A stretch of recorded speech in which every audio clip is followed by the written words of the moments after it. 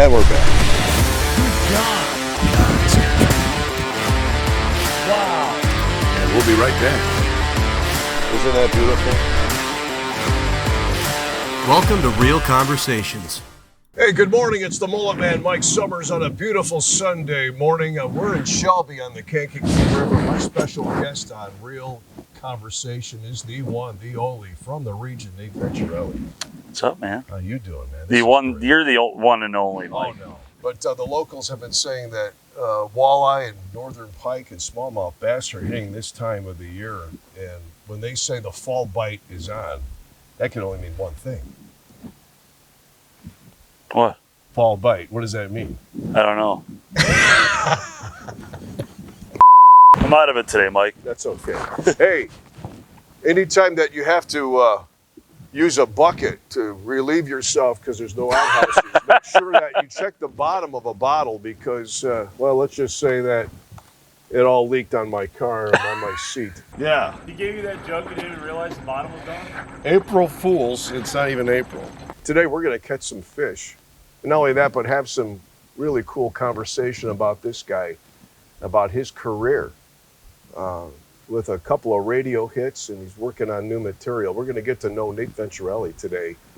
The Nate Venturelli musician, the Nate Venturelli as a friend, and ladies and gentlemen, Nate Venturelli. So Nate, how many years do I have on you? I'm 30. Okay. Without telling my age, I'm 26 years older than you are. Oh, so okay. This would have put you probably late 90s. Yeah, late 90s. So you start grasping music when you're about 5 years old. What were some of the songs on the radio at that time that you were First going, hey, song. wow, you know? And it probably doesn't have to be country because Well, it was. it was. Oh, yeah. So it was country music. The one that I remember the most is it was either Joe Diffie, Pickup Man was one of them. 94. Yeah, that was. I remember it being on the radio. Or there was Chattahoochee. Alan Jackson. Mercury was a Mercury Blues. Mercury Blues. That was another one I remember. What was the other one? A lot of Brooks and Dunn. She Used to Be Mine was I think. I don't remember. Now, what were year. these songs that in the household on the radio, or what was on the turntable car. with your family? What was playing? My mom played it in her car. You know, we all crammed into a Ford Escort.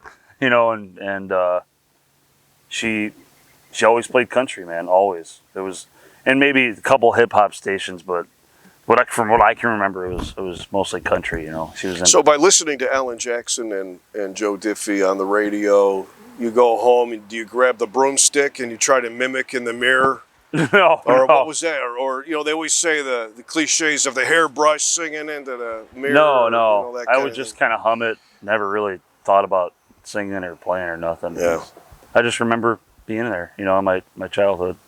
You know, that's when if you ask what my childhood was, it'd be bickering back and forth with my sisters. I have 5 of them. You know. Oh my gosh. Yeah, and a brother.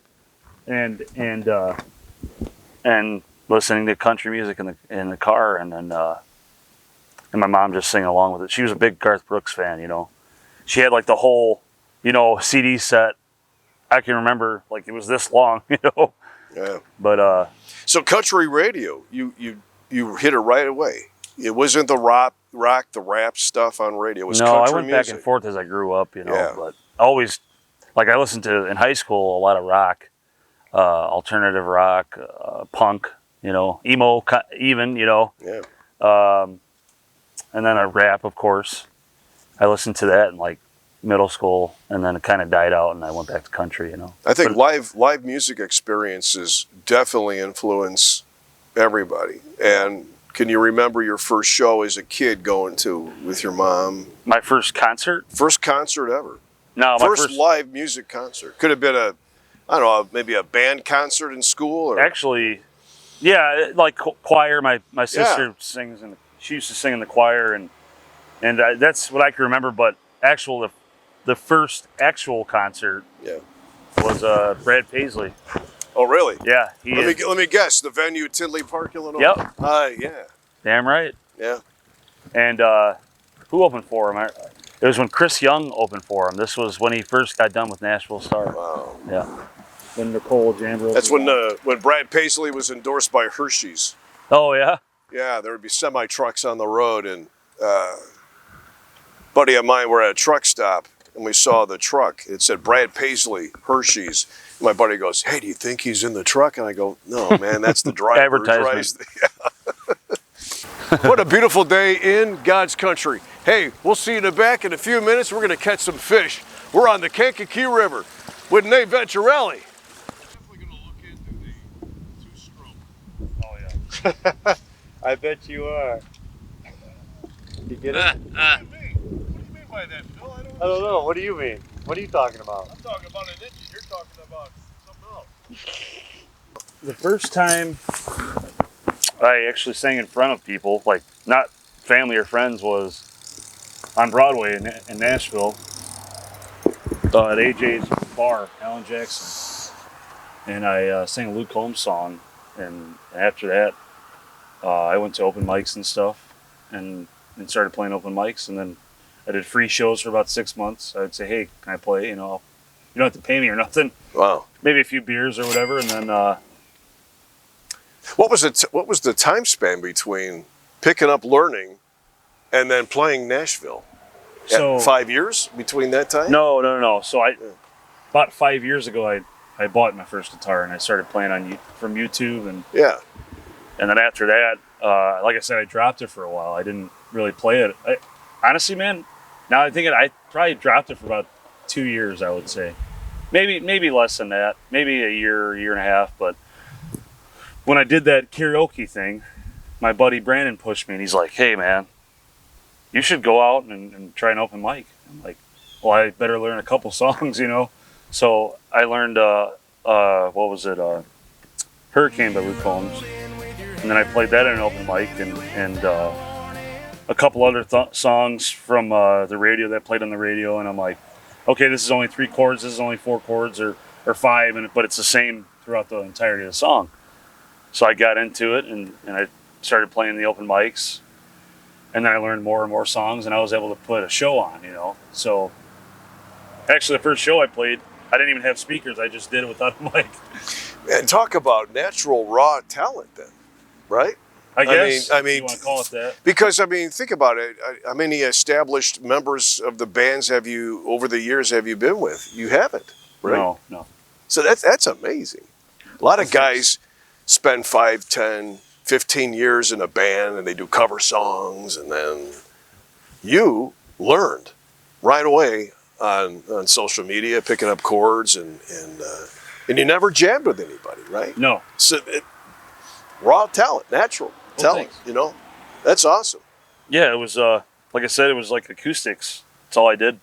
And then Gary contacted me about a year ago, and he's like, "Hey, want to play a full band?" I'm like, "Yeah, I've been waiting to, but I couldn't find anybody to play country. They all played metal or Sure. rock, you know." So they were a country band, and then their old singer left and moved away, and they're like, "Hey, man."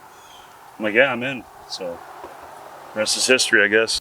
I was just taught. My whole family's. I got 5 members in the pipe fitters, 5 family members that are members in the pipe fitters, and my granddad was a steel worker, and my mom's a cop for FOP, and her grandfather was a printer, sheet metal worker, union sheet metal worker, and then her uncles were union printers, and so the whole family, hardworking family, and that's where Union Man song is based on. Yeah, where you got that idea, of course, from real life experience and having very success with that song. And you're talking about working, and overtime, but the overtime is what you're doing on the weekends with the shows. Well, I do overtime during the week too. It's amazing. So we're talking 60 hours, and then you're out gigging. Yeah. Like last night, you were performing too. So you're constantly busy. Your name is out there. I noticed that. I see that every weekend. You're somewhere in the region playing out. Yeah, we're trying to do as many shows as we can, man, to get the song out more and more, and it's hard, but anything you want, in life, you got to work for it. So, How's the response of the song Union Man when you're up there and you're hearing people actually singing the song, the lyrics back to you? It's got to be a great feeling. yeah, it's good. I never felt anything better in my life. We have a visitor, by the way. Oh, we do. Hey, pups. No, don't come down here. Tell us where the fish are at. Where the hell did that dog come from? Wow. Yeah, it just came out of nowhere. It's like a pure husky walking in the mountain. I don't know whose dog that is. Yeah, It I just don't know. dog walked on our set. Here, look at him. He's like, talking to me? You talking to me? You know, it's funny how you tell a story to me. You're a funny guy. How funny. I hope that he's okay. I mean, look at that. He's got to climb that and then get on the road. Oh, no. That dog's going to... Probably heard us talking over here. Be careful, Phil. We don't need you falling in. We've already had 2 bamboozles with me.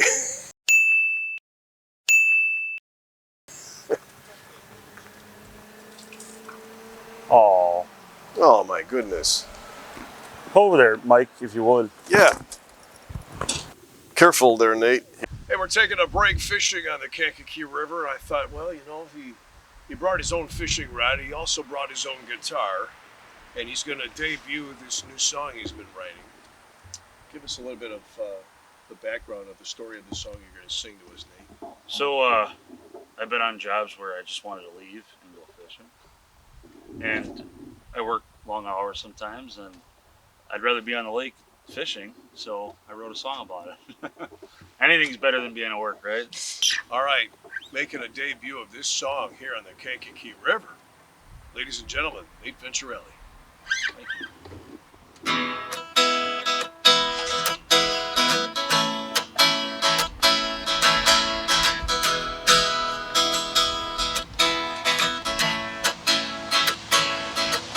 Ran a long weekend of heat, barely catching any sleep, living on energy.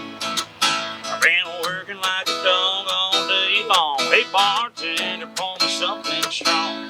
I ain't been home in 2 or 3 weeks. I need to get my sick, lay back and kick up my feet.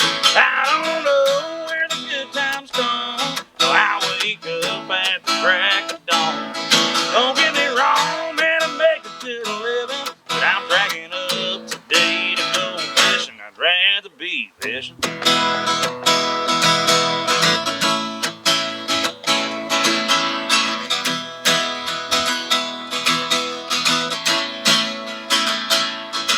Got me some bush light on some ice in a 8065, chilling on the Kankakee River.